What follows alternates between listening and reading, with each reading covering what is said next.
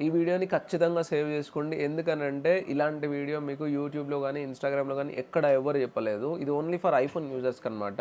ఎందుకనంటే ఎందుకు చెప్తున్నా అంటే ఒకవేళ మీ ఫోన్‌లో ఎప్పుడైనా ఏదైనా ప్రాబ్లమ్ ఉందనుకోండి, దీన్ని ఎలా మీరు చెక్ చేసుకోవాలి ఇంట్లో కూర్చొననంటే ఫస్ట్ సెట్టింగ్స్ ఓపెన్ చేసుకోండి. సెట్టింగ్స్ ఓపెన్ చేసిన తర్వాత మీకు ఇక్కడ ప్రైవసీ అని సెక్యూరిటీ అని ఉంది కదా! దీని మీద క్లిక్ చేయండి. క్లిక్ చేసిన తర్వాత మీకు ఇక్కడ కొంచెం కిందికెళ్ళిన తర్వాత అనలిటిక్స్ అండ్ ఇంప్రూవ్‌మెంట్స్ అని ఉంది కదా! దీని మీద ట్యాప్ చేయండి. ట్యాప్ చేసిన తర్వాత అనలిటిక్స్ డేటా అని ఉంటుంది.